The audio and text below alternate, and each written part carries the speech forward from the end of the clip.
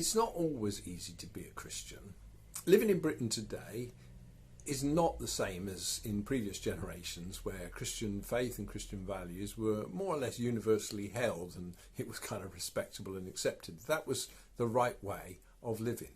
Today that's been abandoned, and as Christians we're often vilified. Some of our moral values, some of our supernatural claims are disregarded, dismissed.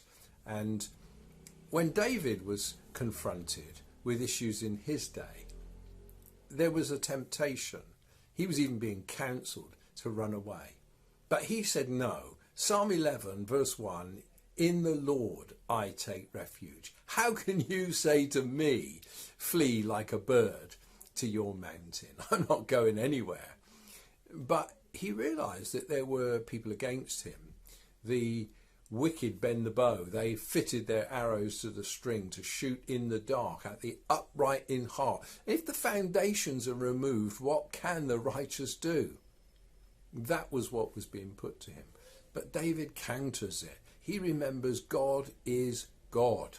The Lord is in his holy temple. The Lord's throne is in heaven. His eyes see, his eyelids test the children of men. The Lord tests the righteous.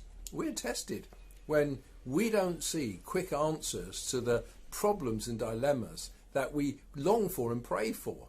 God, let your kingdom come. God, let your will be done. But here we are, still awaiting the final day when Jesus will come again to bring salvation for those who are waiting for him. But David is not dismayed. He says his soul hates the wicked and the one who loves violence. The stabbings, the incidents of domestic violence, the crime and corruption that we see around us, God hates it. And David prays, let him rain coals on the wicked. Fire and sulphur and a scorching wind shall be their portion and their cup. He's remembering Sodom and Gomorrah and the way that God judged those people in their time, which has become a symbol of the final judgment that God will bring about in due course.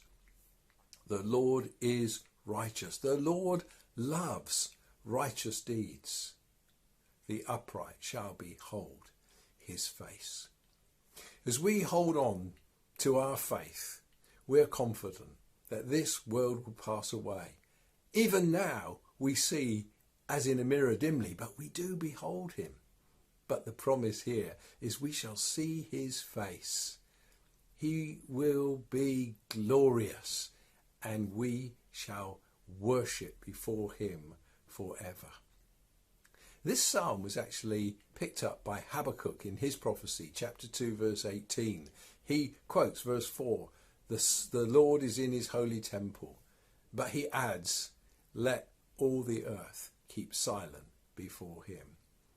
If there are voices of despair around you or within you, let them be silent, but let the voice of God speak. The Lord is in his holy temple, and we shall see his face.